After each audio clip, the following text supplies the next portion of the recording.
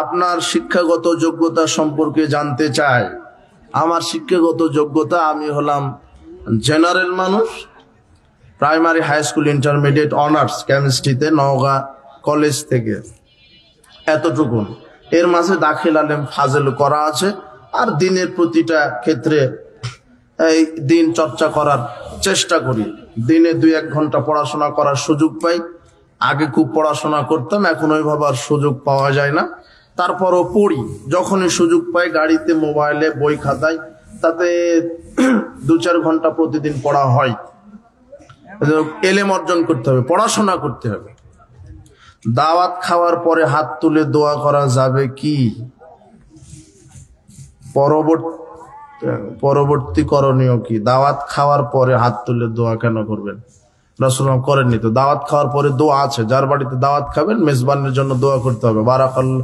বারাকাল্লাহু লাহুম, আল্লাহুম্মা বারিক লাহুম ফিমা রাযাকতাহুম ওয়ারহামহুম ওয়াগফির লাহুম, এই দোয়াটা আছে, এটা পড়বেন। আপনার প্রতিষ্ঠান সম্পর্কে জানতে চাই। জি, আমার প্রতিষ্ঠান ঘাটাইল, টাঙ্গাইলে অবস্থিত দারুল হাদিস আর সালাফি ইসলামী কমপ্লেক্স, যেটা আবাসিক অনাবাসিক, হেফস, নুরানি এবং শিশু থেকে নিয়ে নাহমির ক্লাস 6ষ্ঠ শ্রেণী পর্যন্ত পড়ানো হয়। আবাসিক অনাবাসিক ব্যবস্থা আছে এবং আলহামদুলিল্লাহ ভালো শিক্ষক মন্ডলী দ্বারা পরিচালিত হয়। আপনারা দোয়া করবেন যেন প্রতিষ্ঠানটি কবুল করে। বাংলাদেশে যত সালাফি মানহাজের প্রতিষ্ঠান আছে, আল্লাহ তুমি কবুল করো, এবং এই প্রতিষ্ঠানের মাধ্যমে বাংলাদেশকে তুমি শিরক বেদাত মুক্ত রাখাও, আল্লাহ তুমি কবুল করো। ইমামদের বিরোধিতার শাস্তি কি? মানে কি? ইমামদের বিরোধিতা করবেন নাকি? হ্যাঁ, বুঝলাম না তো। ইমামের বিরোধিতা করবেন কেন? করবেন, ইমামদের সম্মান করবেন, কিন্তু বিদাতি ইমামদেরকে আপনার আশ্রয় দেওয়া লাগবে না। বেদাতদেরকে আশ্রয় দিলে আপনার উপর আল্লাহর পক্ষ থেকে গজব নাজিল হবে। যদিও ইমামত মানুষ, যদি ভুল ত্রুটি হয় নসিহা করবেন। প্রত্যেকটা মানুষেরই ভুল ত্রুটি আছে, কিন্তু কাবিরা গুনার সাথে যদি জড়িত থাকে, সুদের সাথে জড়িত, হ্যাঁ, জর্দার সাথে জড়িত, দাড়ি ছাটে চাচে, এগুলোকে ইমামই রাখা যাবে না। কথা বুঝেছেন? বেদাত করে এরা আমরা সুন্নাহ যারা করে সুন্নাহ। আলেম কিন্তু 2 ধরনের হয়, 3 ধরনের। একটা হচ্ছে সরকারি কিছু আলেম আছে, সরকারি পোষা আলেম। আর একটা হচ্ছে তরকারি আলেম। তরকারি বুঝেন না? তরকারি বুঝেন? তরকারি যাদের ভাত খান না, তরকারি বলেন না কি বলেন? তরকারি মানে গোল আলু মার্কা আলেম, সব জায়গাতে চলে। বেদাতের জায়গাতেও আছে, সুন্নতের জায়গাতেও আছে, হলো তরকারি। কি? তরকারি আলেম। হ্যাঁ, বেদাতের জায়গাতে বেদাত করছে, সুন্নতের জায়গাতে সুন্নাত, সব জায়গাতেও থাকে। নামের আগে পরে সালাফিও লেখে, কিন্তু আসলে অরিজিনাল সালাকি। কিন্তু আকীদা মানাজ গোপনকারী আছে দুনিয়াতে। ওদের কাছে প্রশ্ন সঠিকটা গেলে বলে যে সুন্নতের খেলাফ, এ বেদাত বলার সাহস করে না। কিন্তু প্রকৃত যে আলেম, সে বেদাতকে বেদাত বলবে, শিরককে শিরক বলবে। এটাই হলো আলেমের বৈশিষ্ট্য। কোন হেকমতের দোহাই দিয়ে ইসলাম কায়েম হবে না। হেকমা দিয়ে আপনাকে সুন্নাহকে গোপন রাখবেন, বেদাতকে আপনি প্রমোট করবেন, জি না। এই জন্য সমাজে কয়েক শ্রেণীর আলেম আছে, তারা একটা সরকারি, ও সরকারি আলেম হলেও মূর্তিকে বলবে ভাস্কর্য। এই বুঝে নিব না। ওর মূর্তি পূজা হারাম, কিন্তু ভাস্কর্য পূজা চলবে। কিন্তু মূর্তি আর ভাস্কর্যের মধ্যে কি আছে? পার্থক্য আছে? নারী, মহিলা, মেয়ে, পার্থক্য মনে হয় 3 বস্তু না? হ্যাঁ, নারী, মহিলা, মেয়ে, না আরো আছে নাকি? হ্যাঁ, কিন্তু বস্তুটা কি? কিন্তু সরকারি যে আলেম, এ দিন রাতকে দিন করে দিবে। এরা সরকার যা বলবে তাই বলবে, যে তুমি জান্নাতি, জান্নাতের সার্টিফিকেট দিয়ে দিলাম। কথা বুঝেননি? এগুলো কিছু সরকারি পোষা আলেম আছে সমাজে, যারা শিরককে প্রমোট করে, যারা বিদআতকে প্রমোট করে। আর আরেকটা হলো তরকারি, এ সব জায়গাতে থাকে, সব জায়গাতে। আর আরেকটা আলেম আছে হলো দরকারি। কি দরকার? জাতির আকীদা মানহাজ পরিবর্তনের জন্য, জাতিকে শিরক বিদআত থেকে মুক্ত করার জন্য, জাতিকে সঠিক দিন শিক্ষা দেওয়ার জন্য দিন রাত যারা পরিশ্রম করে যাচ্ছে, যারা জেল জুলুমকে ভয় করে না, যারা ফাঁসিকে ভয় করে না, যারা মানুষের ক্ষমতাকে ভয় করে না, যারা স্রেফ আল্লাহর উপরে ভরসা করে দিন রাত জাতির সামনে কোরআন সুন্নাহ বলিষ্ঠ কণ্ঠে, লেখনীর মাধ্যমে, সংগঠনের মাধ্যমে দিনকে প্রচার প্রতিষ্ঠা করার জন্য হক কথা বলে, এরাই হলো জাতির প্রকৃত আলেম। আর এদের কাছে আপনাকে আঞ্জাম দিতে হবে। এই দরকারি আলেম, এদের মর্যাদা অনেক, কিন্তু যারা তরকারি আর সরকারি আলেম, এদের 12টা বাজবে। এরা যদি কোরআন সুন্নাহ অনুযায়ী না চলে। কোরআন মাজিদ আল্লাহ বলছেন, ইয়া আইয়ুহাল্লাযীনা আমানু লিমা তাকুলুনা মা লা তাফআলুন, হে বিশ্বাসীগণ, তোমরা এমন কথা কেন বলো যা নিজেরাই করো না। আনাস রাদিয়াল্লাহু আনহু বলছেন, রাআইতু লাইলাতা উসরা বি রিজালান, রাসূল সাল্লাল্লাহু আলাইহি ওয়াসাল্লাম বলছেন, আমি মেরাজের রাতে আমাকে নিয়ে যাওয়া হলো, যেতে আমি কিছু দৃশ্য দেখলাম। তুখরাজু শিফাহুম বিমাকারিজা মিনান নার, আমি দেখলাম যে কিছু মানুষের জিহ্বা আগুনের কেচি দ্বারা কেটে দেওয়া হচ্ছে। মান হাওলে জিবরিল, আমি বললাম জিবরাইল, এই ব্যক্তি কে যার জিহ্বা আগুনের কেচি দ্বারা কেটে দেওয়া হচ্ছে? তখন তিনি বলছেন, হাওলায়ে খুতবাহু মিন উম্মাতিক, এরা হলো আপনার উম্মতের যারা বক্তা, বক্তব্য দিয়ে বেড়াতো। বক্তার কি কাটে দেওয়া হচ্ছে? জিহ্বা। কোরআন হাদিস ইসলামের জ্ঞান শিক্ষার গুরুত্ব। আর যারা এই কোরআন হাদিস ইসলামের জ্ঞান শিখে তাদেরকে বলা হয় আলেম। সেক্ষেত্রে আমরা আলেমদের মর্যাদা সম্পর্কে আলোচনা করব। আবার কিছু আলেমদের মধ্যে আছে ভ্রান্ত পথভ্রষ্ট আলেম, সেক্ষেত্রে আমরা আলোচনা করব ভ্রান্ত আলেমদের পরিণতি কি। উল্লেখিত বিষয় আমরা কোরআন এবং সহিহ সুন্নাহকে সামনে রেখে আলোচনা করার চেষ্টা করব ইনশাআল্লাহ। যারা কোরআন সুন্নাহর পণ্ডিত, যারা কোরআন সুন্নাহর জ্ঞান রাখে, তারা হচ্ছেন জাতির শ্রেষ্ঠ সন্তান, জাতির কর্ণধার, জাতির মানবতার মানুষ গড়ার কারিগর। তারা হচ্ছে জাতির শ্রেষ্ঠ নেতা, যারা হচ্ছেন আলেম। কেননা যারা কোরআন সুন্নাহ থেকে জ্ঞান শিখে, তারা আল্লাহর পক্ষ থেকে আসা জ্ঞান সম্পর্কে তারা জানে। এই জন্য কোরআন হাদিসের বাহিরে যত জ্ঞান আছে সব মানুষের তৈরি করা জ্ঞান, যা ভুলে পরিপূর্ণ। আর আল্লাহ প্রদত্ত যে জ্ঞান সেটা নির্ভুল। যালিকাল কিতাব লা রাইবা ফি, এই জ্ঞানে, এই কিতাবে কোনো ভুল নাই। আর মানুষের জ্ঞান, মন মস্তিষ্ক প্রসূত জ্ঞান ভুলে পরিপূর্ণ, যে কারণে মানুষ নিজস্ব পদক্ষেপে নিজে পরিবার, সমাজ, রাষ্ট্র পরিচালনা করতে গেলে সে ভুল করে, সে ক্ষতিগ্রস্ত হয়। পক্ষান্তরে আল্লাহ প্রদত্ত জীবন বিধান যদি ব্যক্তিগত জীবনে, পারিবারিক জীবনে, সামাজিক, রাষ্ট্রীয় জীবনে যদি কায়েম করে, তাহলে মানুষ দুনিয়াতে কল্যাণ পাবে, পরকালে মুক্তি পাবে। এই জন্য ইসলামের জ্ঞান, কোরআন হাদিসের জ্ঞান অর্জন করা প্রত্যেক মুসলিমদের জন্য আল্লাহ ফরজ করে দিয়েছেন। রাসূল সাল্লাল্লাহু আলাইহি ওয়াসাল্লাম বলছেন, তালাবুল ইলম ফরিদাতুন আলা কুল্লি মুসলিমিন। কোরআন সুন্নাহর আবশ্যিক যে জ্ঞানগুলি, এগুলি জানা ফরজ, কোরআন হাদিসের জ্ঞান অর্জন করা ফরজ। কিন্তু আমরা অধিকাংশ মানুষই মুসলিম, আমার বংশ মুসলিম, আমার গোষ্ঠী সম্প্রদায় মুসলিম, কিন্তু নামে মুসলিম, কাগজে খাতায় মুসলিম, কিন্তু মুসলিমদের যে মৌলিক শিক্ষা, আদর্শ, এগুলি মুসলিমদের ভিতরে নাই। প্রকৃত শিক্ষা কোরআন এবং সহিহ সুন্নাহ, কিতাবের জ্ঞান।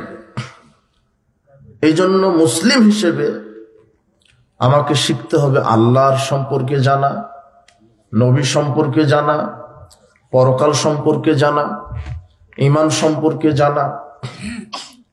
আজকে আমরা নামধারী মুসলিম, কিন্তু আসল যে জ্ঞান, আমাদের যে জীবন ব্যবস্থা, এই জীবন ব্যবস্থা সম্পর্কে আমাদের জানা নাই। আসল জ্ঞান হচ্ছে কোরআন। আমরা আজকে ইসলাম সম্পর্কে না জানার কারণে, ইসলামের গভীর জ্ঞান না থাকার কারণে আমরা নেতৃত্ব থেকে বঞ্চিত, মর্যাদা থেকে বঞ্চিত। শুধু প্রকৃত ইসলাম না জানার কারণে মুসলিমরা আজকে নির্যাতিত, নিষ্পেষিত। আমরা মুসলিম ঘরের সন্তান এই কথা বলতে লজ্জাবোধ হয়, কেননা মুসলিমদের যে আদর্শ, কোরআন সুন্নাহর যে শিক্ষা, এটা আমাদের ভিতরে নেই, আমাদের সন্তানদের ভিতরে নেই, এটা দেওয়া হয় না। আবু হুরায়রা রাদিয়াল্লাহু আনহু বলছেন, রাসূল সাল্লাল্লাহু আলাইহি ওয়াসাল্লাম বলেছেন, ইন্নাল্লাহা তাআলা ইউবগিযু কুল্লা আলিমিন বিদ-দুনিয়া ওয়া জাহিলিন বিল আখিরাহ। নিশ্চয় আল্লাহ সুবহানাহু ওয়া তাআলা ওই ব্যক্তির উপরে গজব নাজিল করেন, অভিশাপ বর্ষণ করেন, যারা দুনিয়াবী ব্যাপারে পণ্ডিত কিন্তু দিনের ব্যাপারে, পরকালের ব্যাপারে মূর্খ। এরা হচ্ছে, এদের প্রতি আল্লাহ ইউবগিযু, গজব নাজিল করেন। আজকে অধিকাংশ মানুষ নামে মুসলিম, তায়াম্মুমের মাসলাটা জানা নাই, ফরজ গোসল কিভাবে করতে হয় জানা নাই, খেতে হয় খাওয়ার আদব জানা নাই, পোশাক গায়ে দেওয়ার আদব জানা নাই, অজু করতে হয় কিভাবে জানা নাই, সালাত 5 ওয়াক্ত আদায় করতে হয় কিভাবে জানা নাই। তাও যারা 5 ওয়াক্ত সালাত আদায় করে, তো জমা কসর কি, জমায়ে তাকদিম, জমায়ে তাখির কি, অধিকাংশ মানুষ জানে না। স্ত্রীর কাছে কিভাবে যেতে হয় এটা জানা নাই, এক গ্লাস পানি পান করতে গেলে কিভাবে করতে হয় এটা জানা নাই, পরকাল কি এ বিষয়ে জ্ঞান নাই, আল্লাহ সম্পর্কে আমাদের পরিচয় জানা নাই, ফেরেশতা সম্পর্কে আমাদের পরিচয় জানা নাই যে ফেরেশতা কি। অথচ ঈমানের মূল ভিত্তিটা কয়টি? 6টি। আমানতু বিল্লাহি ওয়া মালাইকাতিহি ওয়া কুতুবিহি ওয়া রাসূলিহি ওয়াল ইয়াউমিল আখির ওয়াল কদরি খাইরি ওয়া শাররিহি মিনাল্লাহি তাআলা। এটা 6টা, তাই না? তার একটা হচ্ছে আমানতু বিল্লাহ, আল্লাহর প্রতি ঈমান আনা। আল্লাহ হচ্ছেন আমাদের রব, স্রষ্টা, খালেক, আমরা হলাম মাখলুক। আল্লাহ সম্পর্কে আমাদের জানতে হবে, আল্লাহ সম্পর্কে জ্ঞান অর্জন করতে হবে। এই জন্য ঈমানের প্রথম রুকুনে বলা হয়েছে আমানতু বিল্লাহ, আল্লাহর প্রতি ঈমান আনা। আল্লাহ মানুষের স্রষ্টা, আকাশ জমিন ভিতর বাহির যা আছে সবকিছুর স্রষ্টাকে আল্লাহ। তিনি সর্বশক্তিমান, তিনি সবচেয়ে ক্ষমতাবান, সবচেয়ে বড় দয়ালু, সবচেয়ে বড় রহমান। তিনি রিজিক দাতা, তিনি আইন দাতা, তিনি বিধান দাতা। তিনি আমাদের সৃষ্টি করেছেন। তিনি কোথায় আছেন? আরশে। এখন আমরা আল্লাহ সম্পর্কে জ্ঞান অর্জন করছি। তিনি রহমান আলাল আরশে ইস্তাওয়া, রহমান প্রতিপালক, তিনি আরশে রয়েছেন। তিনি নিরাকার সত্তা নন, তার আকার আছে, হাত আছে, পা আছে, চক্ষু আছে, কিন্তু কেমন? লাইসা কামিসলিহি শাই, তার মতো কোনো কিছুই নয়। ফালা তাদরিবু লিল্লাহিল আমসাল, তোমরা আমার সাথে অন্য কাউকে সাদৃশ্যতা বর্ণনা করো না, এটা আল্লাহ বলে দিয়েছেন। আমার হাত আছে, পা আছে, চক্ষু আছে, কেমন? আল্লাহর মতো, বলা যাবে না এর মতো। আল্লাহ সম্পর্কে পরিচয়, তিনি সর্বশক্তিমান, তিনি সর্বক্ষমতাবান, তিনি মানুষকে সৃষ্টি করেছেন, তিনি মানুষকে রিজিক দিয়ে থাকেন। এরপরে মালাইকাতিহি, তার ফেরেশতা কুলের প্রতি কি ঈমান? ফেরেশতা আছে, আল্লাহ সুবহানাহু ওয়া তাআলা বিভিন্ন ফেরেশতাদের মাধ্যমে দুনিয়া পরিচালিত করে থাকেন। যেমন মালাকুল জিবাল নামের ফেরেশতা, পাহাড়গুলি আল্লাহ নিয়ন্ত্রণ করছেন ফেরেশতার মাধ্যমে। এই যে মিকাইল ফেরেশতা আছে, মিকাইল আলাইহিস সালাম, যেগুলি পানি আল্লাহ বলেন যে অমুক জায়গাতে পানি বর্ষণ করে দাও, এই দায়িত্ব কে পালন করে? মিকাইল। আল্লাহর ফেরেশতা আছে। জিবরিল আমিন, তার অনেক দায়িত্ব। প্রত্যেক নবী রাসূলের প্রতি আল্লাহ পক্ষ থেকে ওহী নিয়ে আসতেন কোন ফেরেশতা? জিবরিল আমিন। এরপরে মালাকুল মউত আছে, মৃত্যুর ফেরেশতা, তাই না, যার মাধ্যমে আল্লাহ মানুষের মৃত্যু ঘটান। তাহলে এক একটা দায়িত্বে এক একটা ফেরেশতা। বাইতুল মামুর সপ্তম আকাশে যে মসজিদ আছে, এই মসজিদে 2 রাকাত করে সালাত আদায় করে 70,000 ফেরেশতা। যে একবার আদায় করলো যেই দল, ওই দল আর কিয়ামত পর্যন্ত সুযোগ পাবে না।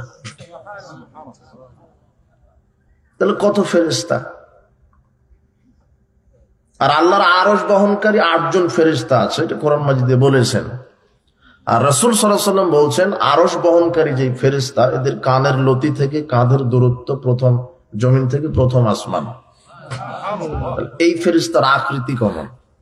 শুধু কানের লতি থেকে এই যে কাঁধ, আপনার আমার 6 আঙ্গুল, আর ওই ফেরেশতার এতটুকুনের দৈর্ঘ্য কত? এই যে প্রথম জমিন থেকে প্রথম আসমান, এতটুকুন যদি ওরকম হয়, তাহলে ফেরেশতা কত বড়! কোরআন মাজিদ আল্লাহ বলছেন, আমার অসংখ্য ফেরেশতা আছে, মাসনা ওয়া সুলাসা ওয়া রুবা, কারো 2টা ডানা দিয়েছি, কারো 4টা, কারো 3টা ডানা আছে। আর জিবরিল আমিনের ডানা আল্লাহ বলছেন আমি 600 ডানা দিয়েছি। মুহাম্মদ সাল্লাল্লাহু আলাইহি ওয়াসাল্লাম বলছিলাম, প্রথম যখন দেখলাম তিনি আকাশ এবং জমিনের মাঝে আছে, আর একটা পাখাটা বিছিয়ে দিয়েছে, তো দেখি আর আমি আকাশই দেখতে পাচ্ছি না। ডানা কত বড়! ডানাই যদি অত বড় হয়, তো জিবরিল কত বড়! আল্লাহ শুধু বলেন যে যাও, ও বলতে দেরি, আসতে দেরি নাই। ইন্না আলাইকুম লাহাফিজিন, আল্লাহ কোরআনে বলছেন যে আমি এভাবে প্রত্যেকটা মানুষের কাছে আমি সংরক্ষক ফেরেশতা রেখে দিয়েছি। কিরামান কাতিবিন, যারা সম্মানিত লেখক। আপনি ভুল পাপ করলেও তারা লিখছে, নেকি করলেও লিখছে। 10 টাকা চুরি করলেও লেখে, 10 টাকা দান করলেও কে লেখে? ফেরেশতা। সম্মানিত ফেরেশতাগণ আছে। ইয়ালামুনা মা তাফআলুন, মানুষ যা কিছু করছে ফেরেশতারা সব জানে, সব লিখছে। আল্লাহকে ফাঁকি দেওয়া যাবে না। আমি এটা কেন বললাম?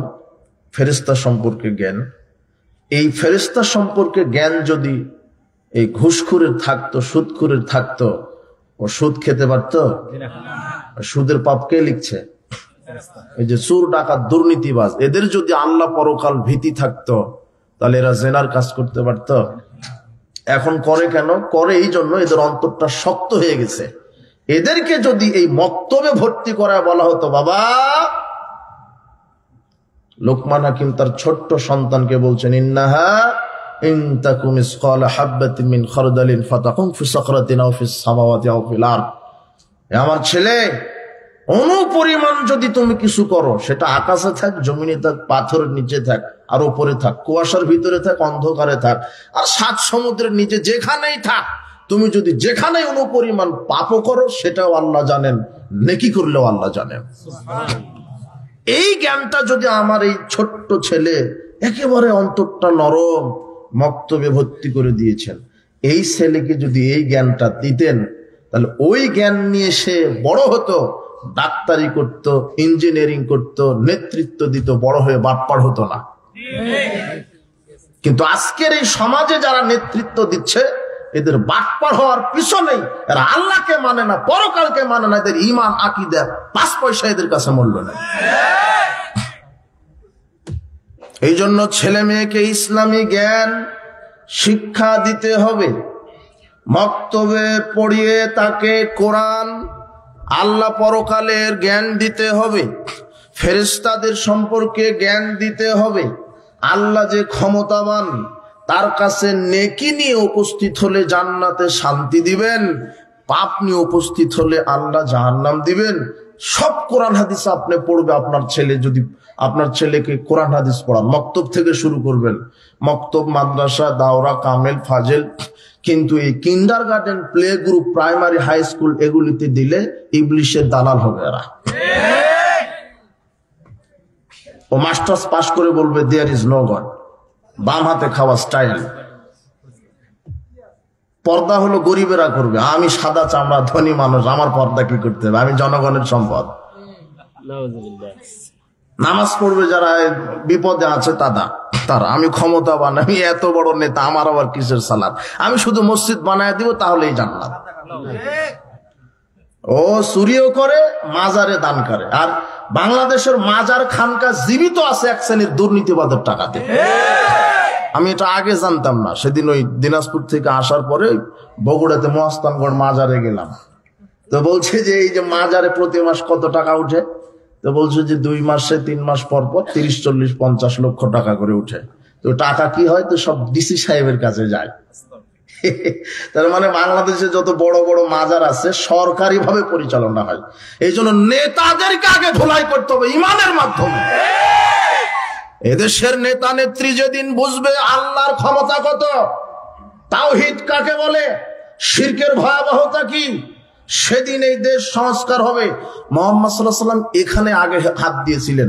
আহলে হাদিস আন্দোলনের কয়েকটা মূল নীতি আছে সংস্কারের, তার একটা হাত আমরা দিয়েছি নেতৃত্ব সংস্কার।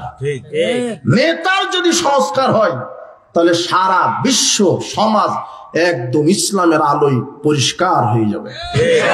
এই জন্য নেতৃত্বে যারা আছে এদেরকে বাছাই করেন, কে নেতৃত্ব দিবে আগামীতে। আল্লাহ সম্পর্কে জ্ঞান দিতে হবে, ফেরেশতা সম্পর্কে জ্ঞান দিতে হবে জাতিকে, আপনার সন্তানকে কোরআন সুন্নাহর বিধান কায়েম করতে হবে। এটা কায়েম হবে কখন? এটা দীর্ঘস্থায়ী সমাধান লাগবে, রাতারাতি হবে না। আপনার এই প্রজন্ম, আগামীকাল যে প্রজন্মগুলো আসতেছে, এরা একেবারে ইসলাম সম্পর্কে কিছুই জানবে না।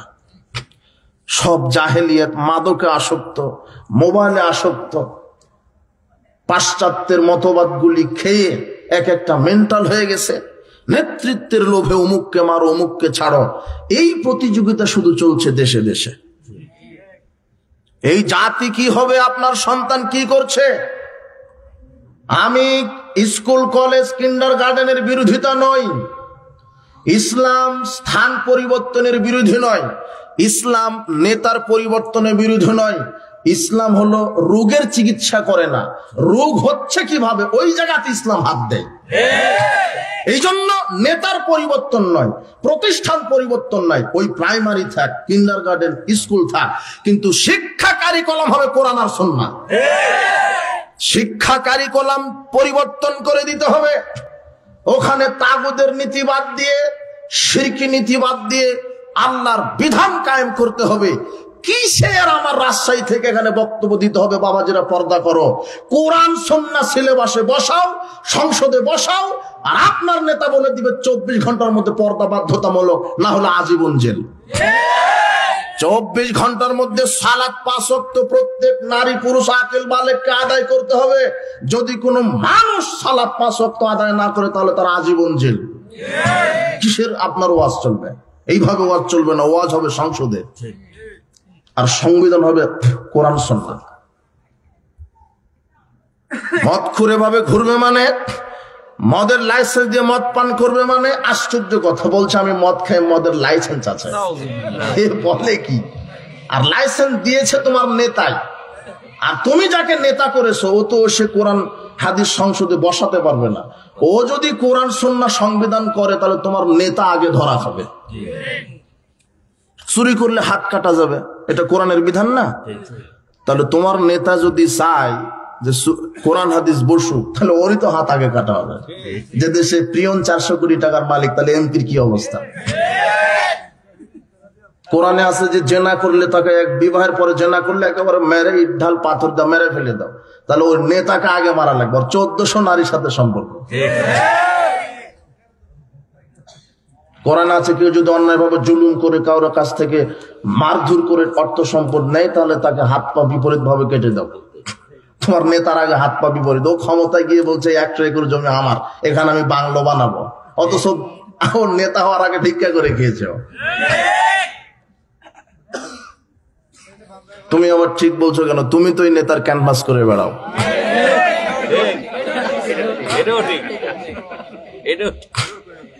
তুমি যে নেতার পিছনে ঘুরো, এ তো নামাজ বহু দূরের কথা, অজুই জানে না। তো ওই বেনামাজি নেতা হয়ে তোর সালাত কায়েম করবে না, ও বেনামাজি কায়েম করবে। তুমি এই নেতার পিছনে ঘুরো কেন? ওই নেতা তোমাকে বলেছে যে খালি আমার ক্যানভাস করে বেড়াও, একেবারে টাকা দিব, নারী দিব, গাড়ি দিব, একেবারে সব দিব, মদ দিব, তুমি তার পিছনে ছুটছো। এই নেতা তো জাহান্নামে যাবে যাবে, তোমাকে নিয়ে যাবে, সাবধান। এই জন্য এমন নেতার পিছনে ঘুরো যে স্রেফ কোরআন সুন্নাহ ছাড়া কোনো কথা বলে না। এই নেতার ক্যানভাস করো, কাজে লাগবে। এই জন্য কোরআন এবং সহিহ সুন্নাহর প্রকৃত শিক্ষা আপনার সন্তানকে দিতে হবে। পরিবারকে ইসলামী পরিবারের আদলে গড়ে তুলতে হবে। আপনার ছেলের চিন্তা, মাইন্ড সেট আপ চেঞ্জ করতে হবে। তাকে ইসলামের মৌলিক জ্ঞান শিক্ষা দিতে হবে। আজকে এই দেশের অবস্থা একটাই, মুসলিমের সংখ্যা অনেক, কিন্তু প্রকৃত মুসলিমের সংখ্যা খুবই কম। মুসলিম আছে কিন্তু তার ভিতর ইসলামের মৌলিক শিক্ষাটা নাই। মৌলিক শিক্ষা নাই ইসলামের, ইসলামের মৌলিক শিক্ষাটা জানা নাই। এই জন্য আমার ছেলে, আপনার ছেলে এমন জায়গাতে পড়াশোনা করান যেখানে পড়াশোনা করলে সঠিক আকীদা, মানাজ, তাওহীদের জ্ঞান শিখতে পারে।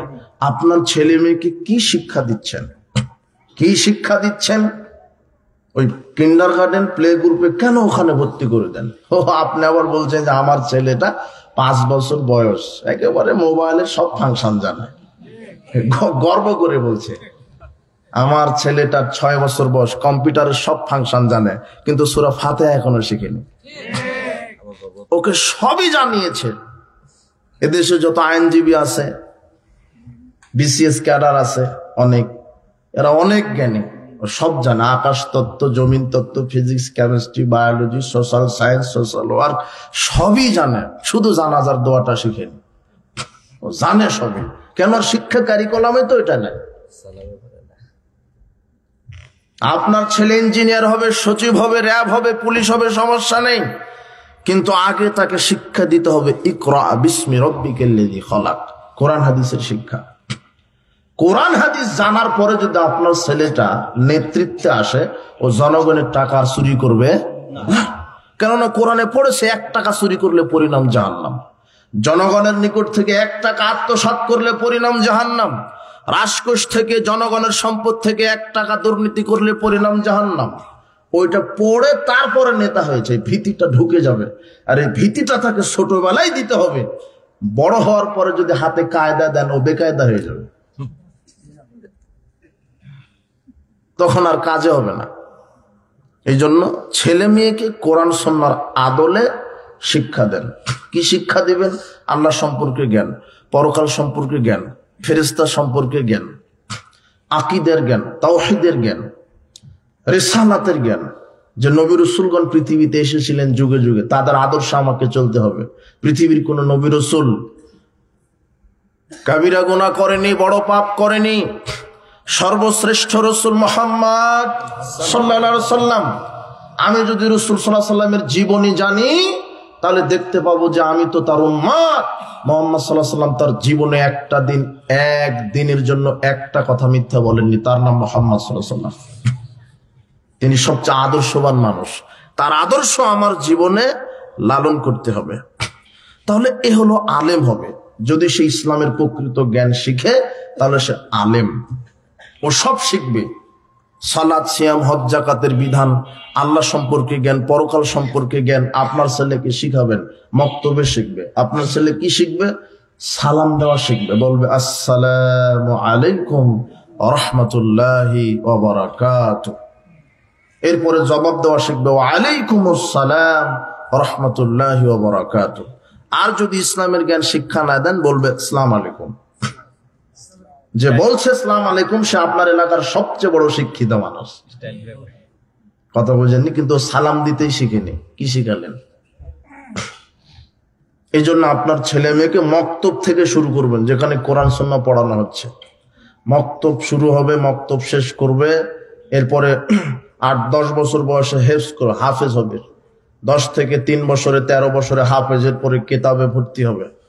এরপরে কোরআন সুন্নাহ ঠিক ঠিক জানবে, আলেম হতে হবে, প্রকৃত আলেম। যে কোরআন সুন্নাহ ঠিক ঠিক শিখবে সে ঠিক ঠিক বলতে পারবে। যে ঠিক জানে না সে ঠিক বলবে কিভাবে?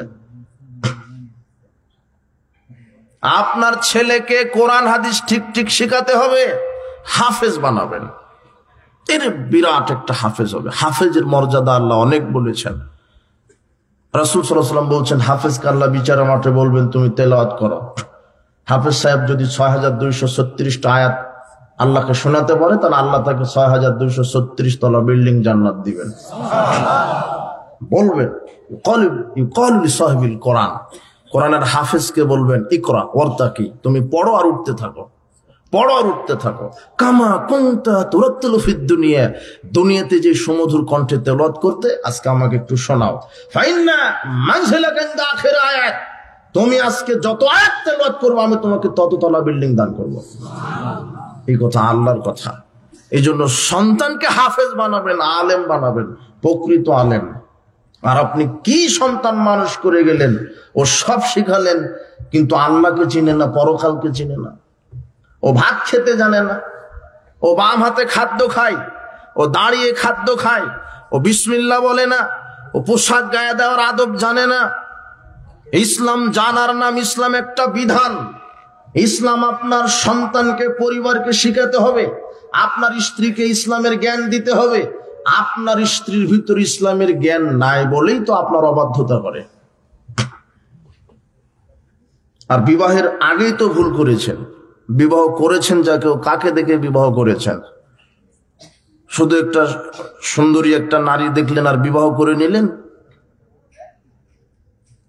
আর আপনি একটা জামাই পেলেন, একেবারে বিদেশে থাকে, কোটি টাকার মালিক, বড় চাকরি করে, তাতে বিয়ে দিয়ে দিলেন।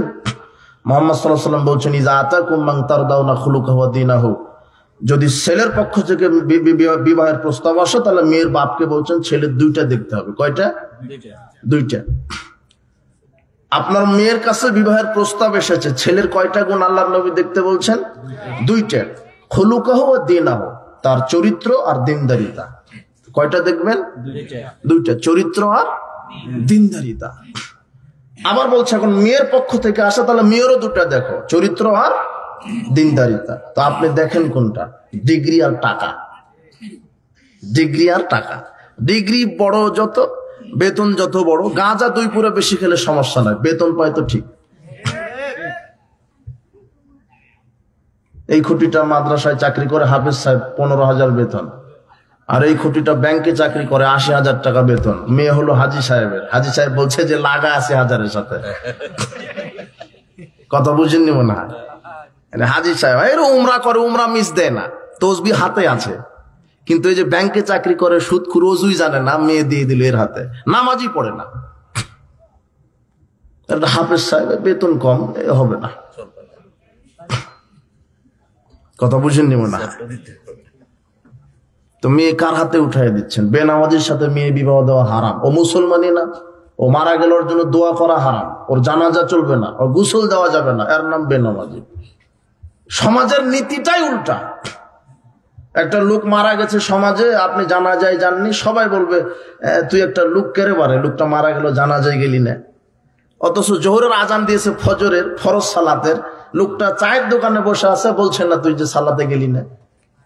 ফরজের জন্য ডাকে না, কিসের জন্য ডাকে? জানাজার জন্য ডাকে, যে জানাজাতে না গেলে একটা পাপও তার হবে না। আর জোহরের সালাতে না গেলে সে কি হয়ে যাবে? কাফের। সমাজের নীতি উল্টা।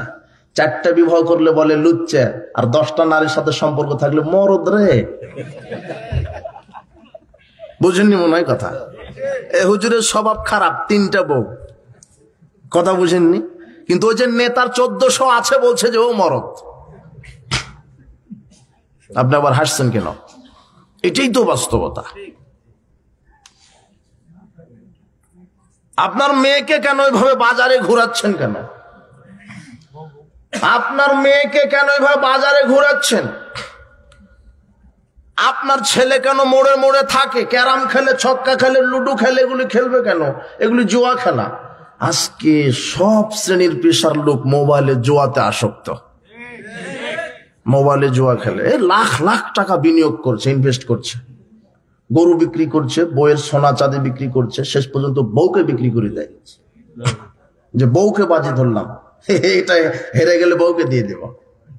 কত কাপুরুষ! কুকুরের একটা মর্যাদা আছে, এর মর্যাদা নাই।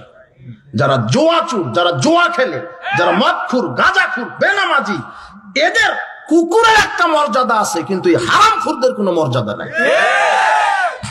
আশ্চর্য কথা। আর আপনি আবার বলছেন যে আমি পাক্কা আলে হাদিস, পাক্কা বিড়িখুর, গুলখুর, সুদখুর। খালি জোরে আমিন বলে, রাফা লেনদেন করে, বলছে যে আলে হাদিস। অত বউকে বেপরদায় চলায়। বেটি ঠিকই ল্যাংটা হয়ে ঘুরে, যার বউ বেটি ল্যাংটা হয়ে ঘুরে, যে বিড়ি খায়, সিগারেট খায়, তামাক খায়, এ আহলে হাদিস হতে পারে না।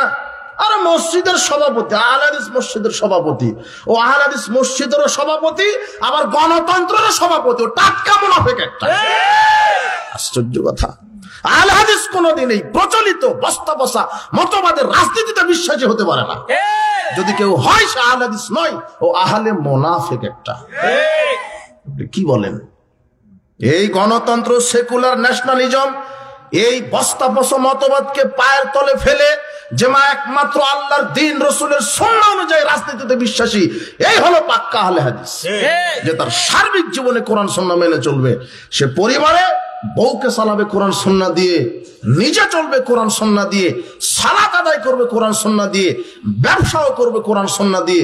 সার্বিক জীবন সব যারা কোরআন সুন্নাহ দিয়ে চলবে, এরাই হলো পাক্কা আহলে হাদিস।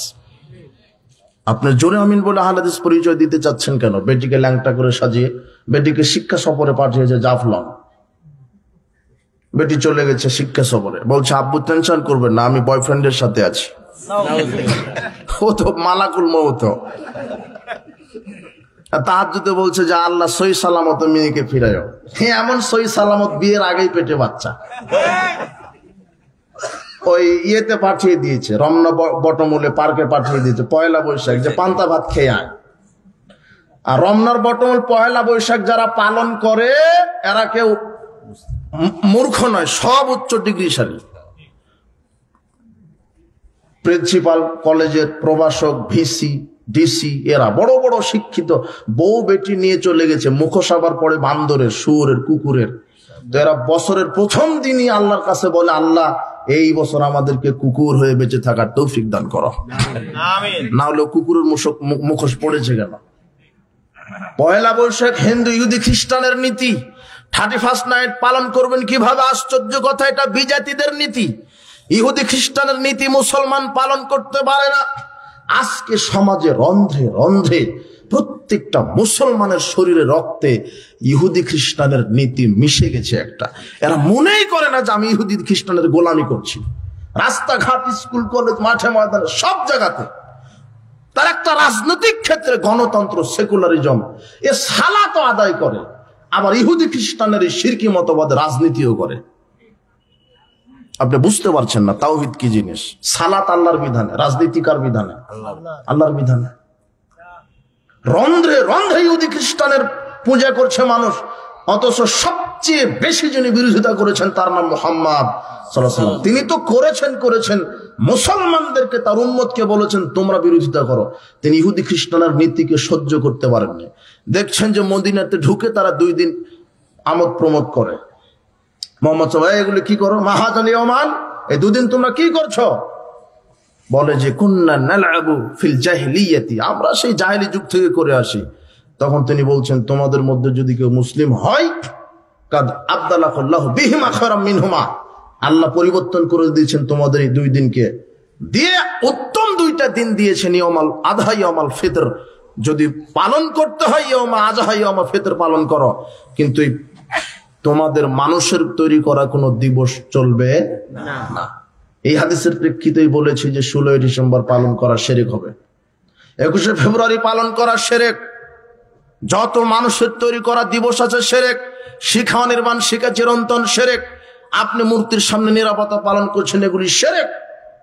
এই প্রচলিত মানুষের তৈরি করা মতবাদে যদি আপনি রাজনীতি করেন, আপনার শিরক মেনে নিতে হবে। এগুলি মুসলমানদের আদর্শ নয়। তিনি পদে পদে বলেছেন ইহুদি খ্রিস্টানের বিরোধিতা করো। একটা সাদা দাড়িওয়ালা লোককে দেখে বলছেন না লেহুদা ও নাসারা লাইয়াস বগুন, শোনো ইহুদি খ্রিস্টান তারা যদি কেউ দাড়ি রাখে, সাদা দাড়ি পরিবর্তন করে না, খেজাব লাগায় না, ফাখালিফুহুম, তোমরা খেলাফ একেবারে তাদের বিরোধিতা করো। কি করো? সাদা দাড়িতে খেজাব লাগাও।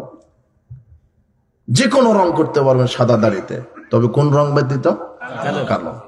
আল্লাহর নবী বলছেন যে কালো খেজাব যদি কেউ লাগায় তাহলে সে জান্নাতে যাওয়া বহুদূরের কথা, জান্নাতের সুগন্ধি পাবে না।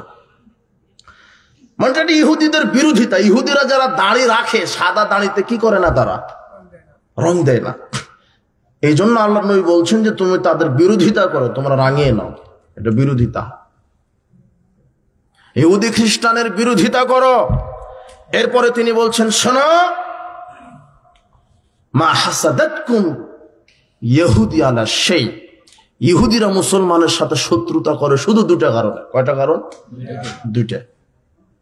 হাসাদাতকুম আলা সালাম ওয়া তামিন, আমরা জোরে আমিন বলি আর সালাম দিই, এটা কাদের সহ্য হয় না?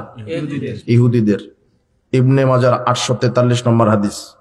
আল্লাহর নবী বলছেন যে ইহুদির বিরোধিতা করো। আমরা যে আমিন বলি সালাতে আর সালাম দিয়ে, এটা ইহুদিদের সহ্য হয় না, এই জন্য তারা আমাদের সাথে বিরোধিতা করো। কাজেই তোমরা আমিন বলো। ইমাম ফামিনু, যখন ইমাম আমিন বলবে তোমরা আমিন বলো। মালাইকা, ইমামের আমিন তোমাদের আমিন আর ফেরেশতাদের আমিন একসাথে হয়ে গেলে গুফিরা লাহু মা তাকাদ্দামা মিন যামবিহি, কি হবে? বিগত সব পাপ আল্লাহ তোমাদের ক্ষমা করে দিবেন। কিন্তু আমিন ঠেকাতে তোমার হুজুরি লেগে গেছে যে আমিন বলা যাবে না। ওটা আমি সংক্ষেপে বলে দেব। আমি বলেছি যে ভ্রান্ত আলেমদের পরিণতি আছে, খুব জটিল পরিণতি তাদের।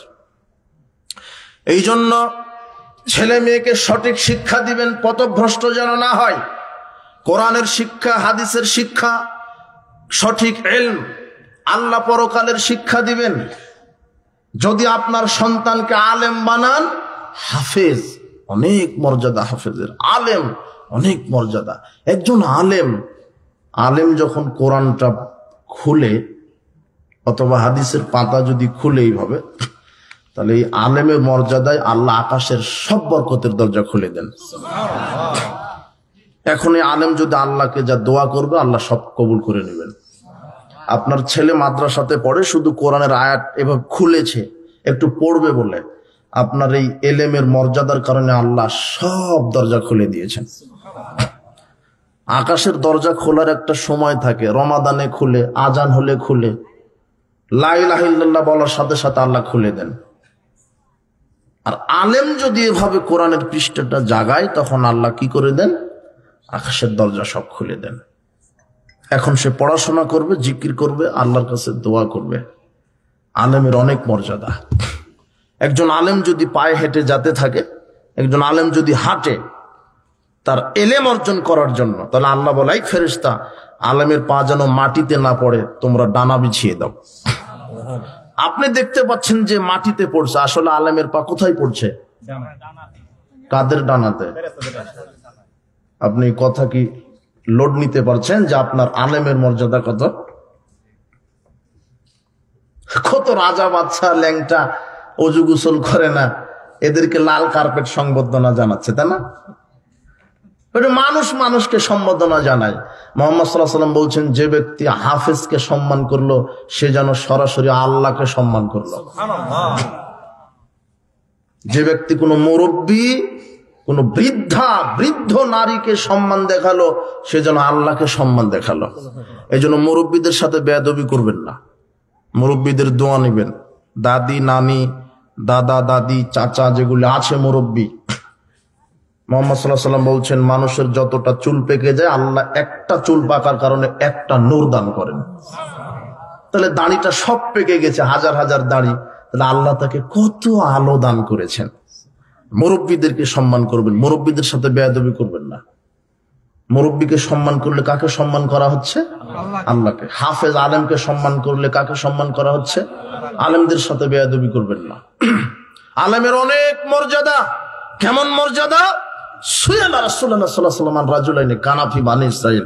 বানি ইসরাইলের দুইজন ব্যক্তি সম্পর্কে মুহাম্মদ সাল্লাল্লাহু আলাইহি ওয়াসাল্লামকে জিজ্ঞাসা করা হলো যে আল্লাহর নবী, বানি ইসরাইলের দুইজন ব্যক্তি ছিল। কানা আহাদুহুমা আলেমান, দুজনের একজন ছিল আলেম, দুজনের একজন ছিল আলেম মানুষ। ইউসাল্লিল মাকতুবা, সে শুধু ফরজ সালাত আদায় করত। সুম্মা ইয়াজলিসু ফায়াল্লিমুন নাসুল খায়র, আর মানুষকে দিন শিক্ষা দিত। সে শুধু ফরজ ইবাদত করত আর মানুষকে দিন শিক্ষা দিত। ওয়াল আখার ইয়াসুমুন নাহার ইয়াকুমুল লাইল, আর আরেকজন শুধু দিনে সালাত আদায় করত, দিনে সিয়াম রাখত, রাতে সালাত আদায় করত। আইয়ুহুমা আফদাল, এই দুইজনের মধ্যে শ্রেষ্ঠ কে? তখন মুহাম্মদ সাল্লাল্লাহু আলাইহি ওয়াসাল্লাম বলছেন ফাজলু হাদাল আলেম, ওই আলেমটা মর্যাদাই বড় ওই আবেদের চেয়ে, যেই আলেম শুধু ফরজ বিধান মানে, ফরজ ইবাদত করে, সালাত আদায় করে আর আল্লাহর দ্বীন শিক্ষা দেয়। এই আলেমের মর্যাদা ওই আবেদের চাইতে উত্তম যে শুধু সালাত আদায় করে সিয়াম রাখে। এর চাইতে আলেমের মর্যাদা উত্তম। কেমন উত্তম জানো?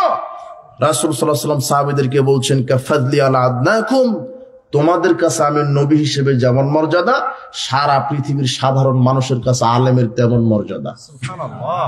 তোমাদের কাছে আমি নবী হিসেবে যেমন মর্যাদা, সারা পৃথিবীর যত সাধারণ মানুষ এর উপরে আলেমের মর্যাদা। তিনি বলছেন ইন্নাল আলেমা ইস্তাগফিরু লাহু মান ফিস সামাওয়াতি ওয়া মান ফিল আরদে, আকাশ জমিনের জীব বস্তু জড় বস্তু যা কিছু আছে সবাই আল্লাহকে বলে, আল্লাহ আলেমকে ক্ষমা করে জান্নাতে দাও। ওয়াল হাইতানু ফি জাওফিল মায়ে, এমনকি পানির মধ্যে যে মাছ থাকে, হাত্তা নামলাতা ফি জুহরিহা, এবং গর্তের পিপিলিকা পর্যন্ত আল্লাহকে বলে, আল্লাহ ওই মাদ্রাসার ছাত্রটাকে ক্ষমা করে জান্নাত দাও। আপনি কি শিক্ষা অর্জন করছেন? যে শিক্ষা অর্জন করার পরে বাম হাতে খাবার খান, অথচ মুহাম্মদ সাল্লাল্লাহু আলাইহি ওয়াসাল্লাম বলছেন বাম হাতে কে খায়? শয়তানে। আশ্চর্য কথা। ডান হাতে খাচ্ছে সিগারেট, বাম হাতে খাচ্ছে আপেল। কি খাচ্ছে? ডান হাতে কি আছে? সিগারেট, বাম হাতে কি আছে? আপেল। এগুলো মাস্টার ডিগ্রি পাস। ও দুনিয়ার এলেম আছে, কিন্তু পরকালের কোনো এলেম নাই। এ হলো আল্লাহর পক্ষ থেকে গজব প্রাপ্ত, আল্লাহর পক্ষ থেকে গজব প্রাপ্ত। এই জন্য ছেলেকে আলেম, মেয়েকে আলেমা বানাবেন। আল্লাহ পরকালের শিক্ষা দিবেন। যে আলেম আপনার জন্য দোয়া করবে, আলেম হাফেজের পিতামাতার মর্যাদা অনেক। বিচার মাঠে আল্লাহ আলেমের হাফেজের পিতামাতাকে মুকুট পরিয়ে দিবেন। মুকুট পরিয়ে দেওয়ার সাথে সাথে সূর্যের আলো অন্ধকার হয়ে যাবে। মুকুটের এত চাকচিক্য। হাফেজের পিতামাতাকে কি পরিয়ে দিবেন? মুকুট পরিয়ে দিবেন, মর্যাদার মুকুট। হাফেজের পিতামাতার এত মর্যাদা, হাফেজের পিতামাতাকে বিচার মাঠে বিচার শুরু হওয়ার আগেই জান্নাতের দুটো কাপড় পরিয়ে দিবেন। আশেপাশের সবাই জিজ্ঞাসা করবে কি ব্যাপার, লেমা তকসাহুমা, আপনাদেরকে কেন পোশাক পরানো হয়েছে জান্নাতের? তো ফালা নাদরি, আমরাও জানি না কেন আমাদেরকে আল্লাহ আগেই পোশাক পরালেন। তখন আল্লাহর পক্ষ থেকে ঘোষণা আসবে, শোনো বিচার মাঠের সব লোক, যাদেরকে আমি আগেই, কোরআন সুন্নাহর মর্যাদা এত বেশি, যাদেরকে আমি আগেই শরীরে কাপড় পরিয়ে দিয়েছি, উলঙ্গ রাখেনি, ওরা হলো হাফেজ, হাফেজার পিতামাতা। এখন হাফেজ হয় কার সন্তান? যত এমপি মন্ত্রী আছে এদের সন্তানেরা বেশি হাফেজ হয়, তাই না? যত ডাক্তার, মাস্টার, ইঞ্জিনিয়ার, হাফেজ হয় কার সন্তান? যার বাপ ভিক্ষা করে খায়, ওর ছেলেটা হেফজখানা আছে, ভ্যান চালিয়ে খায় ওর ছেলেটা। আর ইঞ্জিনিয়ারের ছেলে ও আগেই পাঠিয়েছে লন্ডনে জানোয়ার হওয়ার জন্য, যে তো ডিগ্রি নিয়ে আসবি, জানুয়ারি করে খাবি। ডাক্তার বানিয়েছে, ডাক্তার একেবারে এমবিবিএস বাটপার। কথা বুঝেননি? যে যত বড় ডাক্তার একটা তত বড় বাটপার একটা। সব যে বলছি তা না, তবে প্রায় প্রায় সিসিউতে, আইসিউতে মরা বাপকে 3 দিন রেখে বলছে যে 6 লক্ষ বিল হয়েছে। মরা মানুষকে রেখেছে আইসিউতে কতদিন? 3 দিন। দিনে 2 লক্ষ টাকা, 6 লক্ষ টাকা বিল, মরা মানুষকে রেখে। এর লোক ডাক্তার।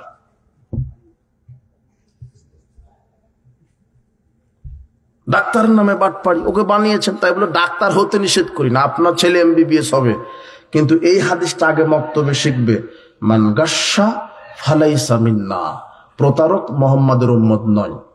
এই হাদিসটা জানার পরে যে ডাক্তারি করবে সে রোগীর সাথে বাটপাড়ি, কথা বুঝিনি মনে হয়। আপনার ছেলেটা MP হবে, ওই হাদিসটা পড়বে, মুহাম্মদ সাল্লাল্লাহু আলাইহি ওয়াসাল্লাম বলছেন কেউ যদি একটা সুতা দুর্নীতি করে পরিণাম জাহান্নাম। একটা সুতা, সুতা বুঝেন তো, দড়ি, রশি, গরুকে বাঁধা, একটা সুতা যদি জনগণের সম্পদ থেকে চুরি করে পরিণাম কি? জাহান্নাম। এটা মক্তবে যদি শিখতো আপনার এই আজকের MP, এ জনগণের টাকা চুরি করতো না, এর ভিতরে আল্লাহ ভীতি ঢুকে যেত। আর এই সৎ লোকগুলি যদি নেতৃত্ব দিত, আশ্চর্য কথা, নেতৃত্ব দিবে তো দেশে আলেম ওলামা। কারা? ইমাম মানে তো নেতা। আর আপনি ইমাম বলতে মনে করেছেন যে 5 বার আজান দিবে আর ইমামতি করবে, এর নাম ইমাম নয়। ইমাম মানে যে মসজিদের ইমাম, সে হবে রাষ্ট্রেরও ইমাম। সৎ লোকেরা নেতৃত্ব দিবে, কোরআন হাদিস জানা মানুষ তারা নেতৃত্ব দিবে। যদি তারা নেতৃত্ব দেয়, দুর্নীতি বন্ধ হবে, চুরি বন্ধ হবে, মাদক বন্ধ হবে, জেনা বন্ধ হবে, বেপর্দা বন্ধ হবে, জাহেলিয়াত, সুদ, ঘুষ বন্ধ হবে। আশ্চর্য কথা। কিন্তু আজকের এক শ্রেণীর হুজুরেরা মাঠে নেমেছে রাজনীতির জন্য, কিন্তু সেকুলার পার্টির নেতারা যেই কণ্ঠে বক্তব্য দেয়, এই হুজুরও সেই কণ্ঠেই বক্তব্য দিচ্ছে। সেকুলার পার্টির নেতারা বলছে আমরা ক্ষমতায় গেলে ইনসাফ কায়েম করব, জুলুম মুক্ত করব, রাস্তাঘাট করে দিব, ব্রিজ কালভার্ট করে দিব, কলেজ বিশ্ববিদ্যালয় করে দিব।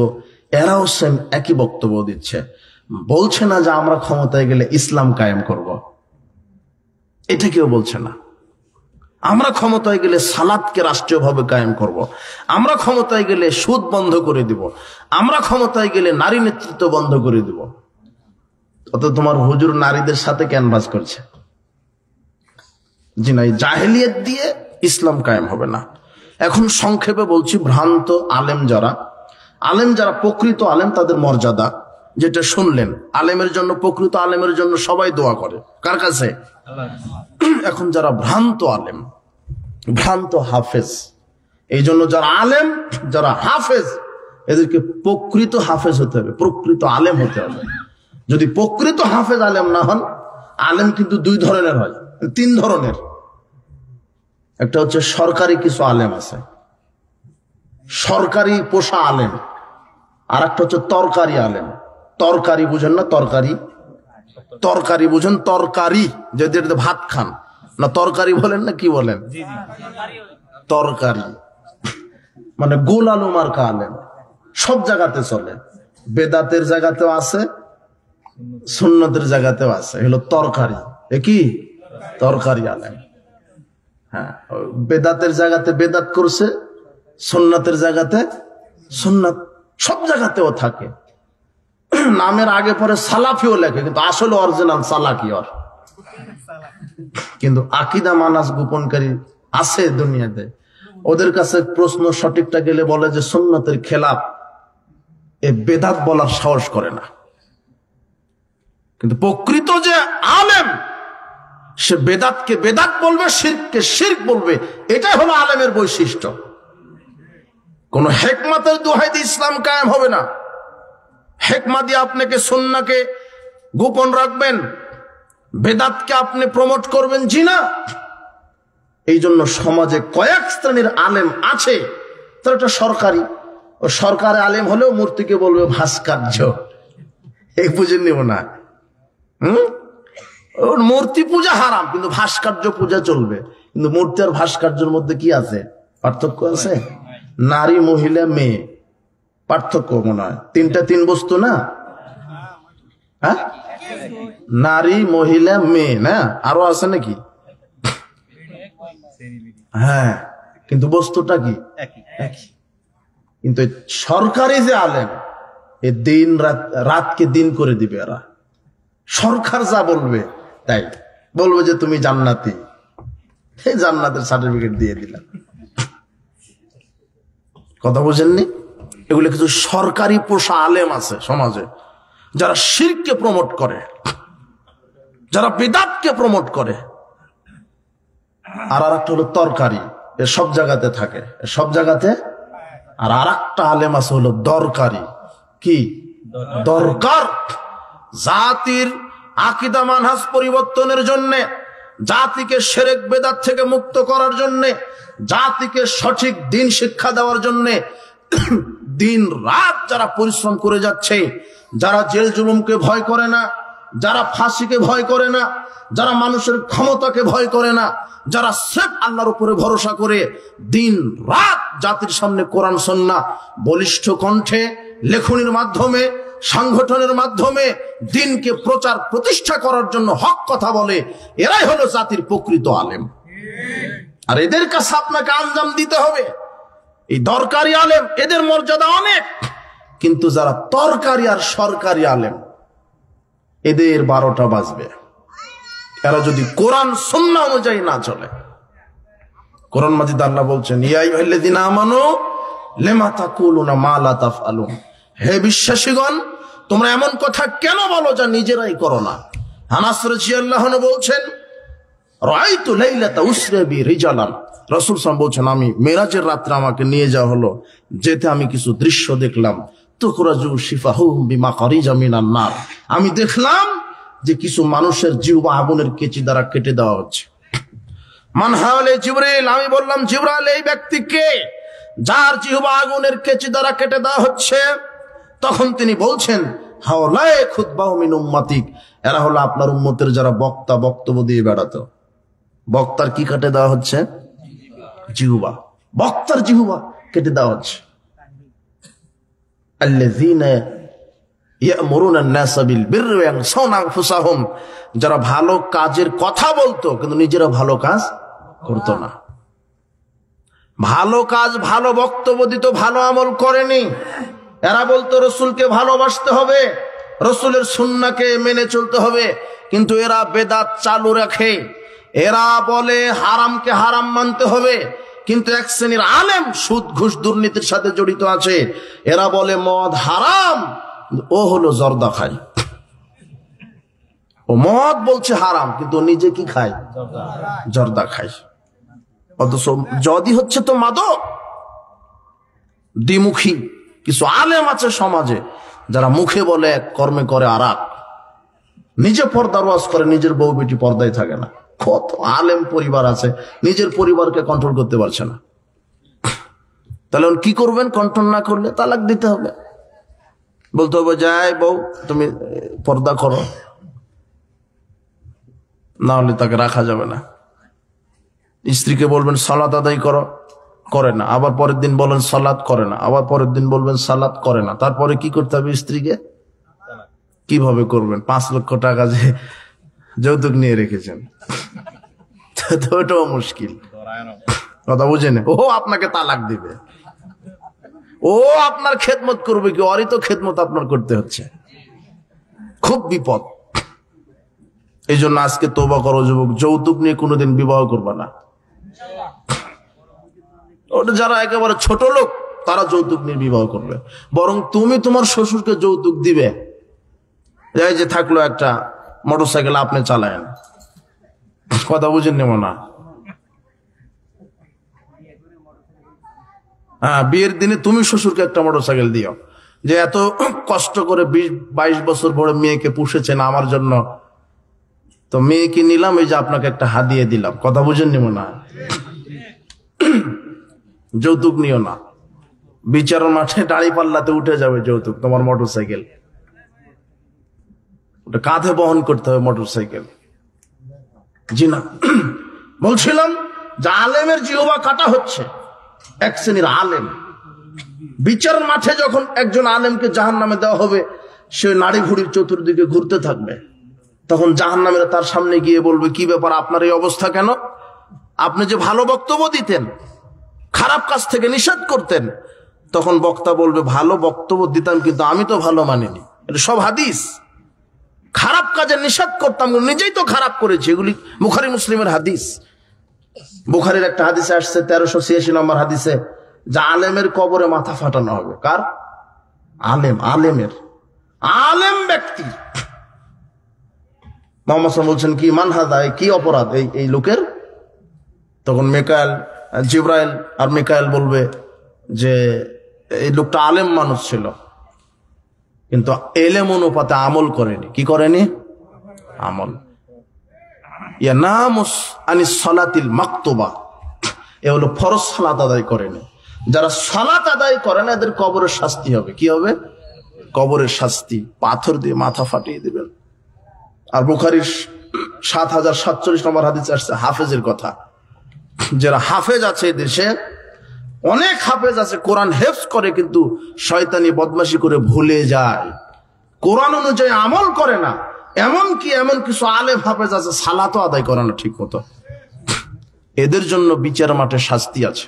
এই জন্য প্রকৃত আলেম হবেন, কোন বেদাতি আলেম, কোন যারা শিরককে সমাজে প্রচার প্রতিষ্ঠা করে এই আলেমকে সহযোগিতা করা যাবে না। যারা বেদাতের ডিলারশিপ হাতে নিয়েছে এদের সংস্পর্শে থাকবেন না।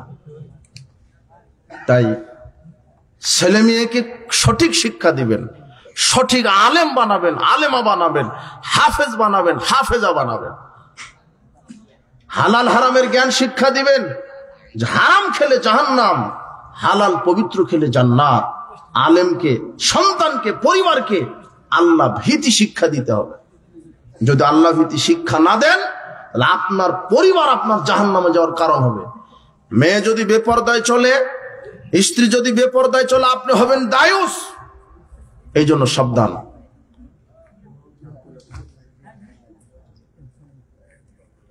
আল্লাহ সুবহানাহু ওয়া তাআলার নিকটে আমরা দোয়া করি আজকের যে মাদ্রাসাটা, এই মাদ্রাসাটা যেন আল্লাহ কবুল করেন। আপনারা শারীরিকভাবে সহযোগিতা করবেন, অর্থ দিয়ে, শ্রম দিয়ে, মেধা দিয়ে। যারা আজকে দান করতে পারেননি দান করবেন। সবার এনাদের সাথে যোগাযোগ রাখবেন। প্রতিষ্ঠানে বাচ্চা দিবেন, আলেম তৈরি করবেন, হাফেজ তৈরি করবেন। ছেলে মেয়েকে সঠিক শিক্ষা দিতে হবে। বলেন ইনশাআল্লাহ। নিজের বাড়ি বিল্ডিং, অথচ আল্লাহর ঘর মসজিদ নির্মাণের জন্য রাস্তায় গাড়ি ঠেকিয়ে টাকা তোলা হয়, এটা কতটুকু সুন্নাহ? একেবারে সুন্নাহসম্মত নয়। কোন মাদ্রাসার শিক্ষক ছাত্র রাস্তাতে হাত পাতবে না, জিনা। মসজিদ জিম্মেদারি সমাজের লোক মিলে করবে। মসজিদ ভিক্ষা করে টাকা দিয়ে করা লাগবে না। যদি টাকা না থাকে মসজিদ করবে না, খোলা মাঠে সালাত, তো ভিক্ষা করা লাগবে না। যেদিন নিজেরা করতে পারবে সেদিন মসজিদ নির্মাণ করবে। মসজিদের অনেক মান, পৃথিবীতে সর্বশ্রেষ্ঠ জায়গা হলো মসজিদ। আর এখন অধিকাংশ মানুষ এই মাদ্রাসাতে দিতেই চায় না। কেন জানেন? যে মাদ্রাসা দিলে ভিক্ষা করবে। আপনি এই নীতি কেন গ্রহণ করেন? আশ্চর্য কথা। বরং এই নীতি গ্রহণ করেন আমরা পড়াশোনা করে মানুষকে ভিক্ষা দিব।